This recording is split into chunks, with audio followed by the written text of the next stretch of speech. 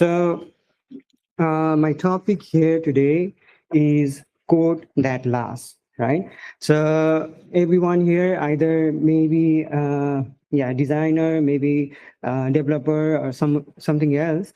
Everyone has to go through some sort of code in their life, right? Every software is written by some sort of code. So, it's not regarding just Flutter. It's a code that will last for multiple generations, right? So let me begin by talking about me. Sorry. So I'm a senior software engineer. I've been working with Credible and multiple other clients in US and Japan and even here in Australia. And mostly I do full stack, but the core in my heart is always there for Flutter.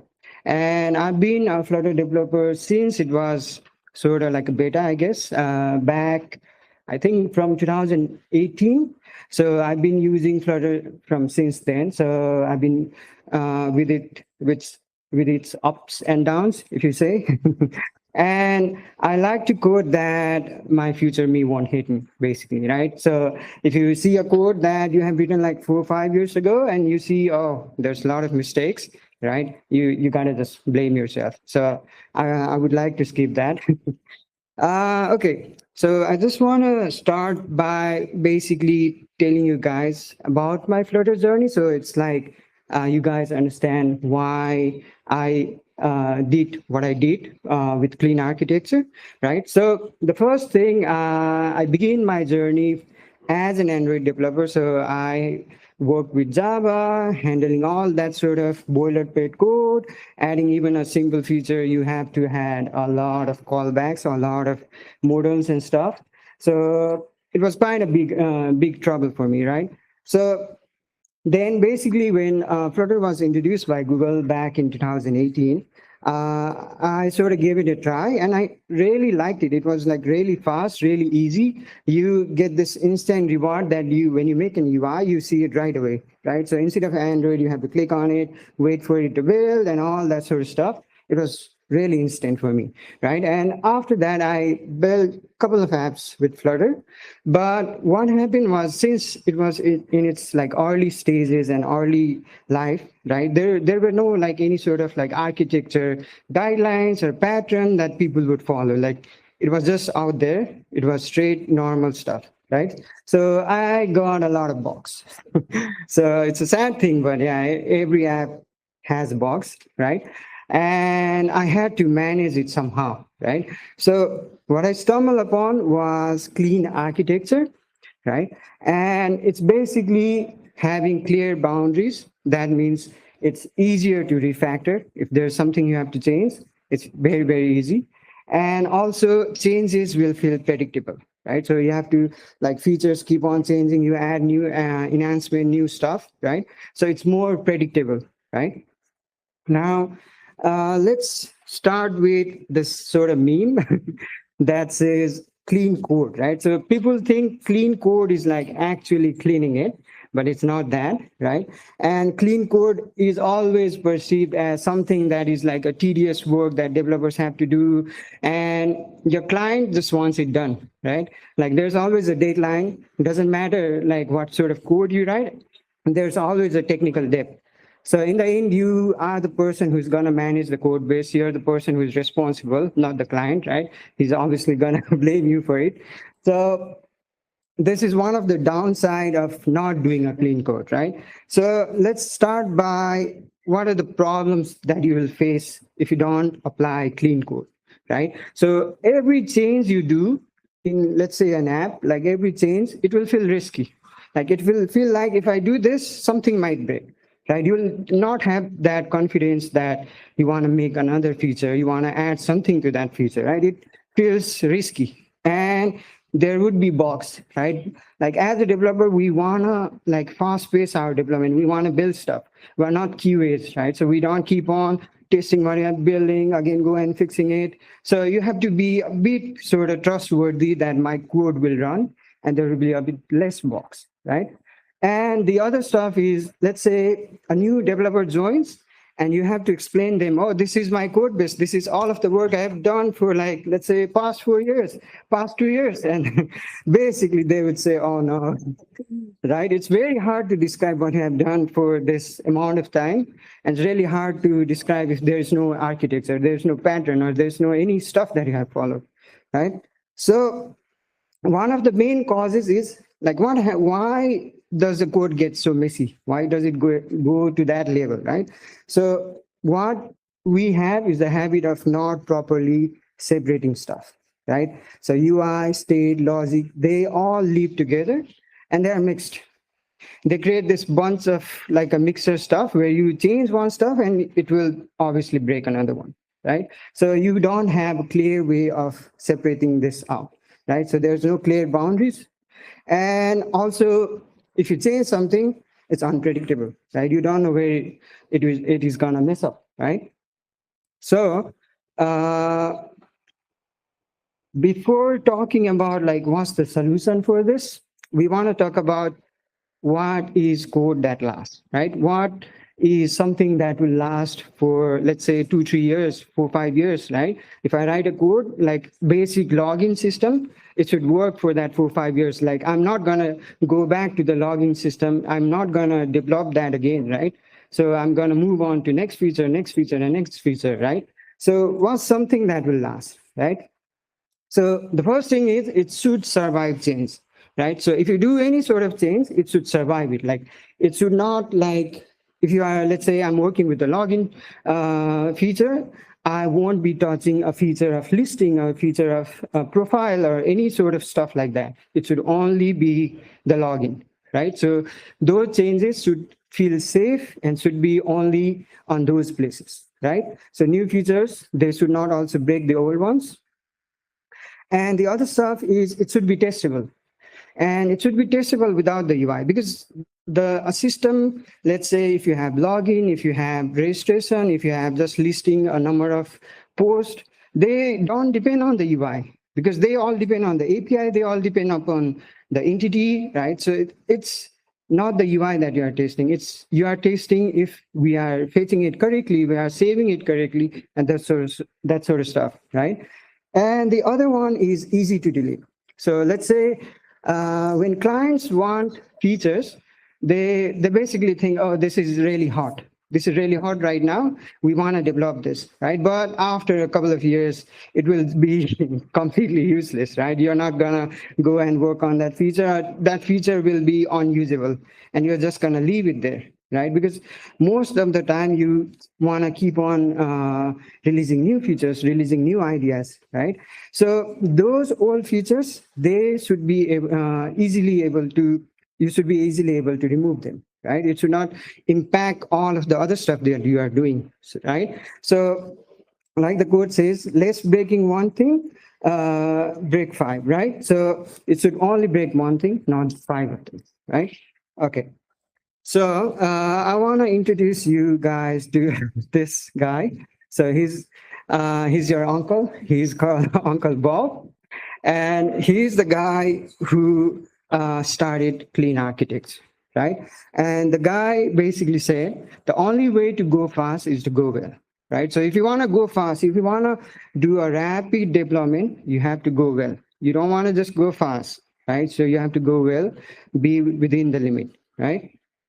Okay, so let's see the solution, right? So what's clean architecture and how we can implement into a basic app, right? So what it is, it's a blueprint for a modular system, and it follows the separation of concern, right? Like we basically told basically that we should separate our concern. Like, let's say there's login, there's registration, there's profile. It should be their own individual modules, right? And why we want to do that? We want to do that because it is easy to scale it. It is easy to maintain it, and it's easy to test it as well, right? So how are we gonna do it? Basically dividing into their individual layers. So we're not gonna put them all together, mix them up. We're gonna just divide them, right? So it's pretty straightforward. Okay, so let me talk about the separation of concern. So separation of concern is basically organizing stuff into their actual place, right? So you have a very well organized system where each of the stuff plays a role, and you have the ability to basically go and change it, right? It won't break the other ones. Okay, so in clean architecture, there's a simple dependency rule. Uh, so we already talked about separating stuff, but how do we separate it, right? So we have to have a rule on how we are gonna separate it. So when you see this diagram over here, you can see the dependency goes from outside to inner, right? But it doesn't go the other way around. So entities is like basic, let's say I'm building a simple e-commerce app and product is an entity because the product is the main core of an e-commerce, right? So products, they don't depend on UI, they don't depend on data source, they live outside of any sort of dependency, right? So it's always dependencies, they go from outside to inside, but not the other way around. So inner modules are not dependent on outer, and outer modules are dependent on inner. So right here, you have UI. UI is dependent upon the product, but it's not the other way around, right? So UI depends on entities, it depends on the data source and that related sort of stuff. Okay, now this one is a bit clearer. So we are going to divide all of this into the layers. So we have domain layer, feature layer, and data layer. So data layer is basically, let's say we have an app, we call the API, we get something from the API. So that's the data, right? So we're getting the data from somewhere. Is it from our backend or is it from our local storage? Doesn't matter. We're getting the data, right? And feature layer is the main UI of the screen. So we're showing login page, we're showing profile page, we're showing something, some sort of page. It's a feature, right? So after the data source, there's feature layer. And then comes the domain layer. Domain layer is basically entities and use cases. Let's say I basically told about the e-commerce app. So in a basic e-commerce app, there will be a product, which is known as the entities, where let's say it has a title, it has a price, it has some sort of description, and a use case is I'm going to get a list of products. I'm going to get the detail of the product. I'm going to add it to cart, right? So use cases is like if there's an e-commerce system, what's the use case for the system, right? So there's multiple use cases. So that's how we're going to layer it up. And I want to show you guys how it's now all done. Basically, I've talked about all of the theory stuff. So let's go to the actual code and see how it begins, right? So I've gone like a really, really basic app. It's just lists bunch of Pokemons, right? And it's all coming from the API. And you have, if you see here, you have a search function. You also have your favorites function. So you can favorite any sort of Pokemon you want. And when we create the app, you can see it follows a basic pattern, right? You have the model, you have the provider, you have a bunch of screens, and you have some sort of utils. So it's pretty basic programming, right? And it's also a pretty basic app. You don't need a lot of stuff to do this app, right? But I want to show you guys how we can add the architecture that I was talking about to this app, right? Make it nicer, make it scalable, make it all that sort of stuff, right? Okay, so the first thing we'll do is, like I told you before, we'll make a feature, we'll make a domain, and we'll make a data, right? So in data, like I told you, it has remote data sources and local data sources. So I can get the Pokemon from the internet, or I can get it from my local storage as well, right? And in domain, I'm gonna basically create a Pokemon entity, right? So the Pokemon may have type, name of the Pokemon, image of the Pokemon, all that sort of stuff. And the feature is basically how I'm going to show the Pokemon in a list, in a detail page, right? So that sort of stuff. And all of this will flow from top to bottom. So in the UI, I'll get me a list of Pokemon, and the use case will call that, and it will go to the repo, and the repository will choose, will I get it from the remote data source or will I get it from the local, right? Okay. So the first thing we want to do is create bunch of folders. Basically, it's core, data, domain, and feature. So there will be 4 folders that will exist. And in these 4 folders, we're gonna add, the first one is core. So we're gonna add all of the important stuff that is common throughout the whole app, right? So exceptions, failures, network information, any sort of service locator or dependency injection, and themes or use cases, all they live inside the core, right? So it doesn't have any sort of UI, doesn't have any sort of data, it doesn't have any sort of stuff that is not needed. It only has core, basic and global things that the app needs. And let's go to the domain. So domain is basically a rule or abstraction. So we have the Pokemon entity, like I told you guys. It may have a name, image, right, evolutions, and that sort of stuff. And repository is something from where we'll get the Pokemons. And we have the use cases, right? So use cases, we have only 2. That is get the Pokemons and save it to our favorites list.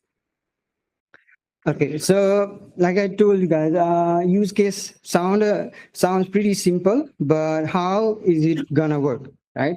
So a use case is basically defined as what a business or a system will do, right? So like I told you in the previous example, e-commerce app may have add to cart, get the list of products, that sort of stuff. So everything is a use case for a system, and we'll basically define it as an abstract class that will return either failure or either the right value. So there's 2 cases, 2 things that a use case will return, right? So there will be some sort of error that it may return, like let's say something happened with the API, something happened with our server, or it will return the actual data, right? So we'll get the list of Pokemon and everything is good, right?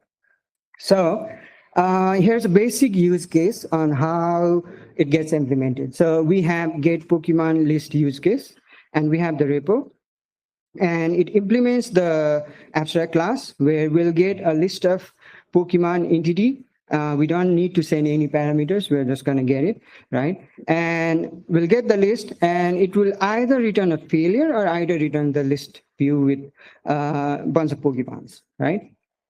Now, let's go to the data, right? So here is the actual implementation where we're going to call the API, or we're going to call the local stories, right? And here you have local or remote, right? Local stories or remote. And you have the DTO. DTO is basically what the API could send you. So we're not going to mess everything up by adding directly to the entity, because entity has to be separated out, right? It should not be what the backend sends us. It's an entity that the app is going to use, right? So DTO has to be separated out. It's just going to get, well, let's say the API sends me a null stuff or any sort of unusual response. So everything is handled by the DTO, right? Okay, now let's see the repository implementation. So it's pretty basic. We're gonna get the list of Pokemons anyhow, right? And we have 2 data sources. We're gonna get it from remote or from local, right? So if there's no need, no internet, we can't get it from remote. So the first thing we'll do is check if there's any sort of connection we have on the phone, right? So if there's any connection, we'll just call the API, get it from the API, that's all good. But if there's no internet, we'll just get it from the cache, right? So since everything is organized, at the very end, the UI doesn't care where it gets its list of Pokemons, right? So it will get it either from local, either from remote. So it's pretty basic here as well. Now let's go to the features, the actual UI stuff, right?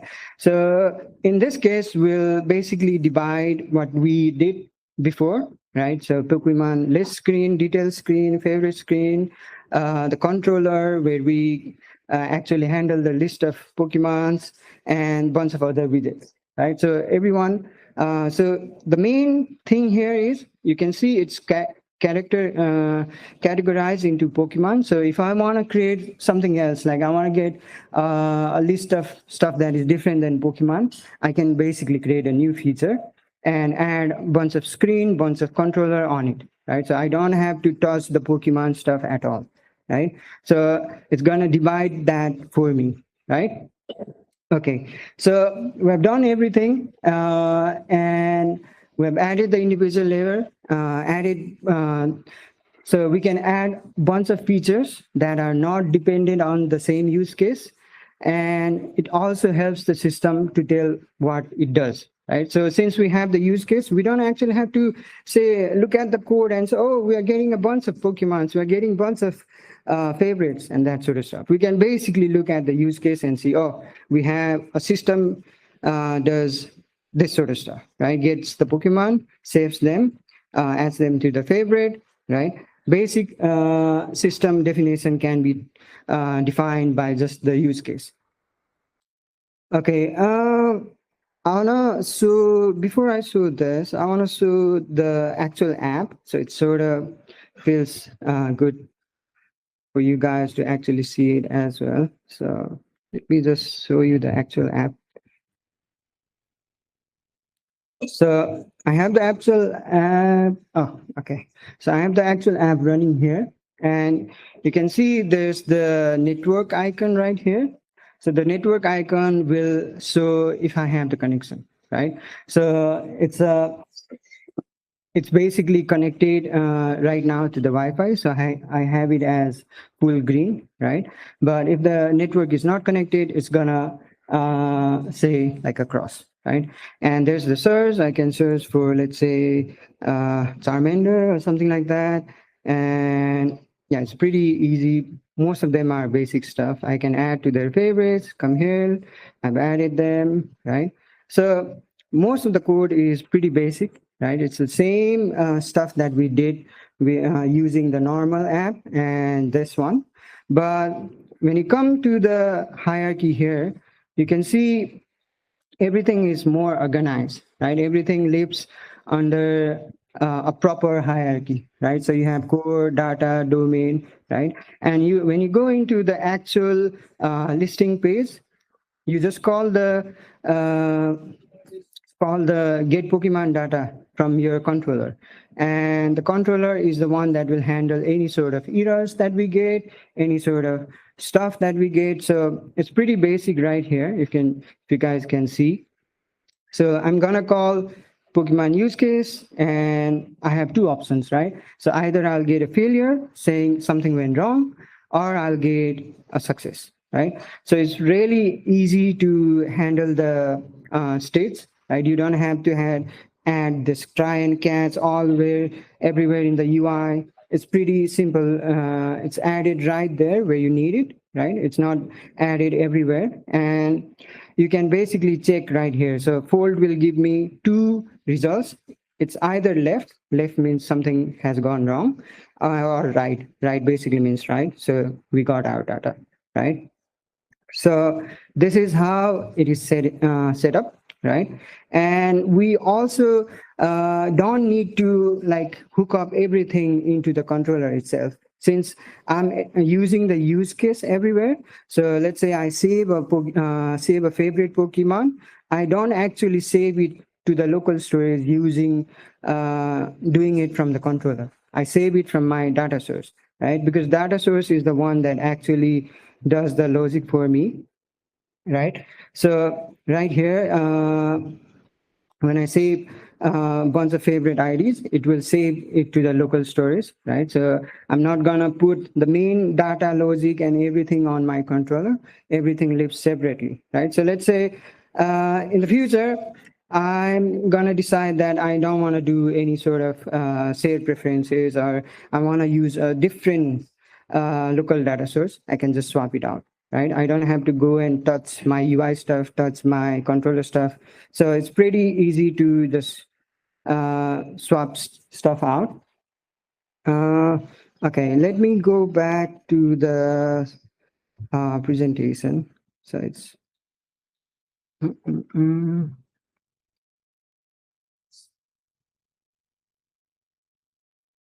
Okay, I just want to talk about the trade-offs. So I showed you guys how it's like really useful, really easy, and plus maintainable. But there are a bunch of trade-offs, right? Because you won't have an architecture that's all good, all happy, all nice, right? So the number one trade-off is if you pay the tax early, uh, like yeah, you have to pay a bunch of tax, right, basically. But uh, if you don't do the architecture, you have to pay the refactoring debt later, right? So later on you have to come, oh, I have to fix this, I have to change this stuff, right? So it's either pay the tax early or pay the refactoring debt later.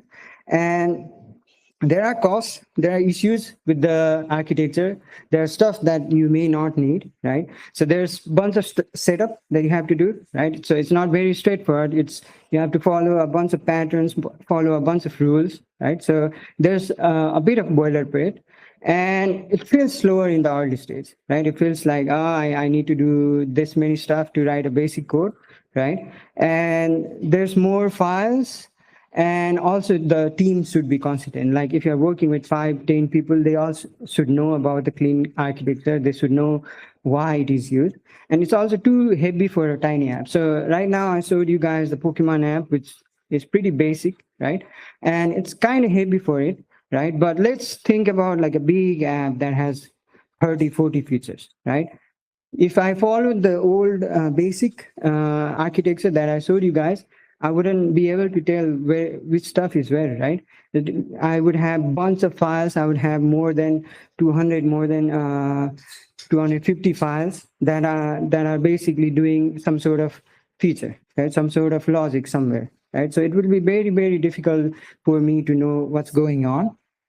So the benefits is you'll have the long-term speed. So let's say you're developing an app that changes rapidly. Let's say today we are going to do this feature and tomorrow we're going to do something else, right? Your app has to adapt to these new changes. So you'll have that long-term speed, because I face this issue with most of my clients where they want to add a new feature. Instead of doing a simple one after another, they want to introduce something new because the market is like really developing. They want to do AI stuff. They want to do something that their competitor is doing, right? So they want to make the app as flexible as they can, right? And it's gonna give me that long-term speed and also give me the predictable changes. So if I add that new feature, well, I will be really like sure that it won't break the other stuff, right? And the other stuff is easy testing and debugging, which I'm gonna show you guys how easy it is. And the other one is the code base explain itself, right? So if I have a new person joining me, I won't have to spend like a week to explain him, oh, this is my code base, I'm doing this, everything lives here. Okay, this this is the stuff, right? But if there's someone who knows, okay, use case is this, it's pretty simple. Like everything basically is connected one after the another. There's a flow, there's a pattern, right?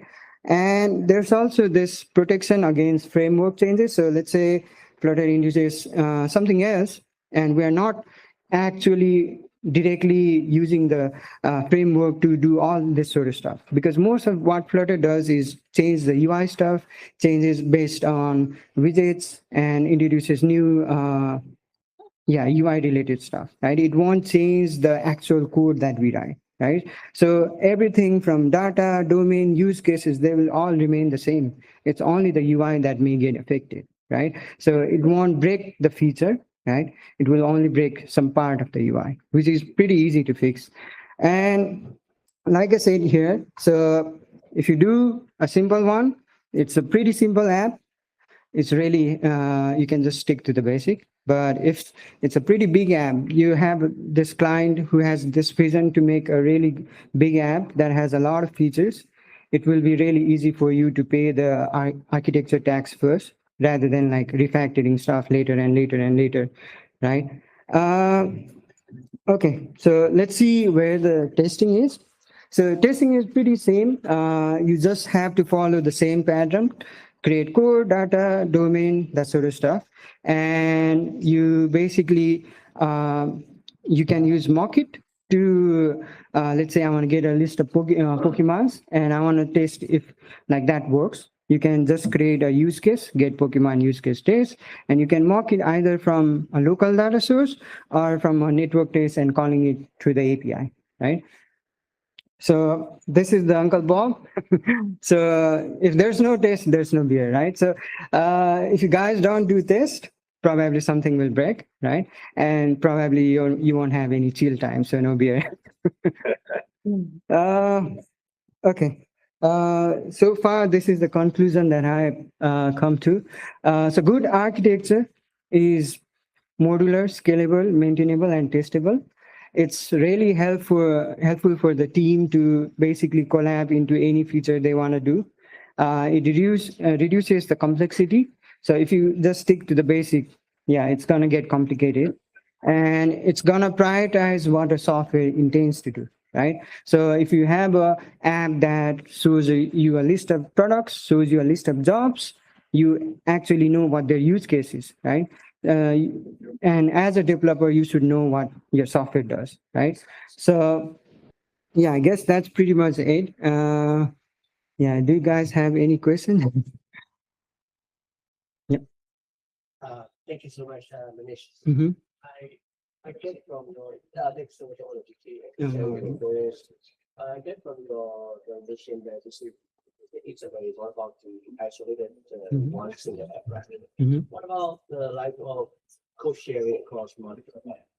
Yeah, it can be used against multiple apps as well, because the main logic that leaves is the core, right? What do you want to say, right? You're not gonna, let's say I have a simple app, say Uber, where Uber app, there's basically two different apps, one for the rider or the driver and one for the passenger, right? And they both mostly share the same UI components, right? By the way, I am totally I don't know about the Uh-huh.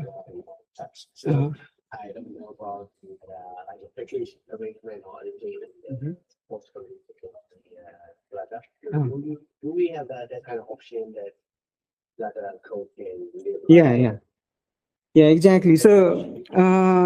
So the main understanding is you can use one code base to develop multiple apps, because that is basic stuff that everyone has to do, because you don't have only one environment, right? You will have dev, staging, production, and you're not gonna make one app that will work on all these three environments. You're gonna create individual different apps, right? But you're not gonna do it on separate code base, right? So you're gonna use an environment and then create different apps. So Flutter mostly, let's not say Flutter, Android or iOS, any way you can create multiple apps with just one single code base, right?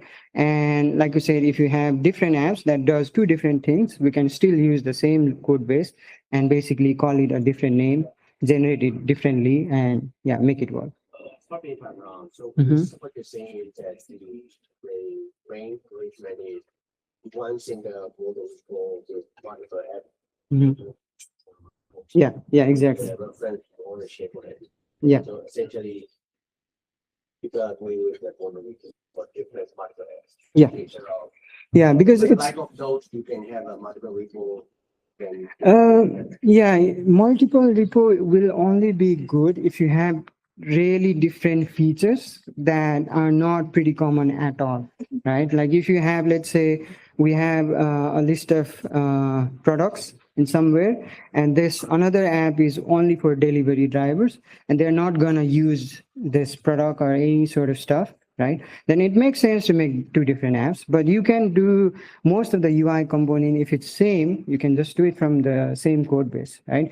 Because you'll have entities, you'll have, let's say, a user with a type of either driver or a normal user, and you'll separate the features accordingly, right? You'll make the features accordingly, and at the end you can make two different apps or use the same app and sort of enable different features based on that. Mhm. No worries. Yeah, great presentation. Mhm. Thanks very much.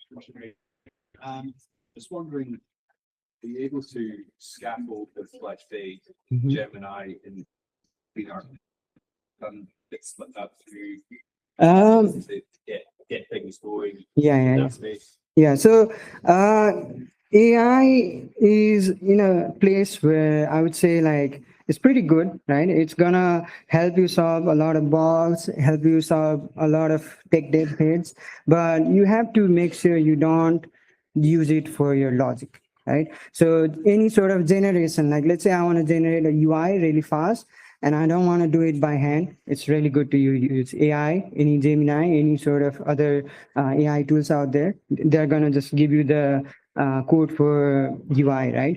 But any sort of logic that you have, please don't use your AI, right?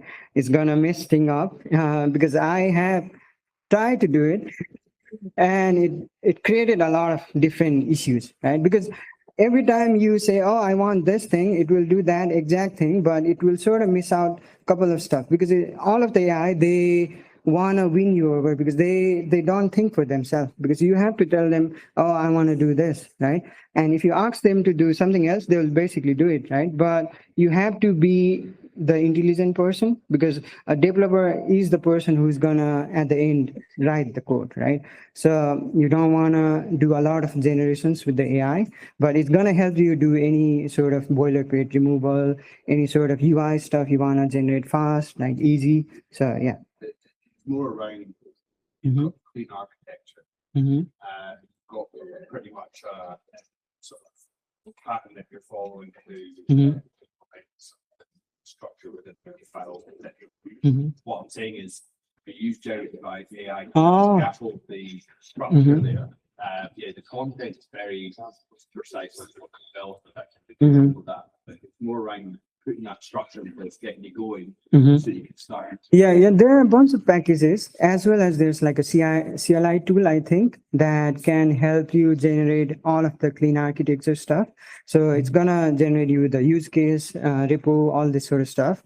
But uh, I never actually use it, to be honest. It's just because when I get started, I would like to do it one by one, because it's more like I know the whole flow myself as well, right? Because if something breaks, I have to find in a couple of different folders, like go somewhere and find it. But there's a lot of tools that will just give you the clean architecture. Like I think there's a Flutter package as well, right? And there's a very good CLI, I think. Yeah, I think that's what its name is. But there's a lot of good tools out there that can do all of that files and folder generation for you. Thank you. Mhm. Great presentation, by the way, Manish. What I wanted to know, Mhm. I've flooded up myself. You've probably used other Flutter architectures that ended, Mhm. right? Mhm. This won't be the only good architecture that you use. So in your opinion, is this better than the other ones, things like view model or Mhm. view model? Mhm. Have you used them? Yeah, so when I began, like back in my early Flutter days, I just used to stick with MVC, right? Basic Modal View Controller. And it's a basic architecture. Like I wouldn't even call it an architecture. It's like basically separating stuff so that like your UI lives outside of the business logic. And you wouldn't use that to scale a big app that uses a lot of features, right? Because you will have a bunch of MVC everywhere, right? And they don't have any dependencies, because you are basically providing everything to the controller, right? And the controller is the one who will do the API call, controller is the one who will handle the errors. Everything is basically inside that controller, right? So that I don't really like about MVC. It's good for a simple app, right? Simple MVP or even a POC app, it's pretty okay. But if you want to do a really big development, let's say that will go for 2 years, 3 years, you should have an architecture, right? And the other one you talked about is MBBM, right? So MBBM is sort of like a structure that gives you a modal view and view model, and sort of it gives you, okay, you have the UI, right? The view model will change, like notify if there's any changes, if there's any stuff that has been changed, right? But it still doesn't have that pattern where the dependency is injected properly into the view model, right? Uh, and it will fail to do stuff like, let's say I have an app that needs to connect to the payment and also connects to the another, let's say any other feature like let's see, let's go to the e-commerce and say I have add to cart, right? Add to cart, and in that I have a lot of different payment methods, right? And all of them behave differently. Like Apple Pay behaves differently, Stripe performs differently, and all this sort of stuff. And you have again promo codes and all of this sort of stuff. And you have to inject a bunch of repository or a bunch of data source that has to properly make this UI work. Right, so it will be a bit difficult to handle with view model. It's gonna work, but it's really easy with clean architecture. That's what I feel like, because I have used MVC and BBM and just sticking with the block as well, right? Block is also, I wouldn't call it an architecture. It's just a pattern, right? It's a stage management. You are just handling how the UI behaves, right? You're not handling how the system behaves or how the system should work, right? So in conclusion, I find this one the most easy because I can just, let's say I don't want to do provider, I want to stick with report, I want to stick with some other state management, I can just basically get rid of it, right? Because it doesn't get dependent on the data source I have, repository that I have, right? Any sort of that logic. It's only gonna depend on the UI, right? So state management is mostly to handle the UI states. It's not gonna handle every bits and places, right? So, okay, thank you. Any other questions, guys? No? Okay, yeah, I think that's pretty much it for me. Yeah, I'll share the slides. And yeah, thank you. Thank you for listening to me.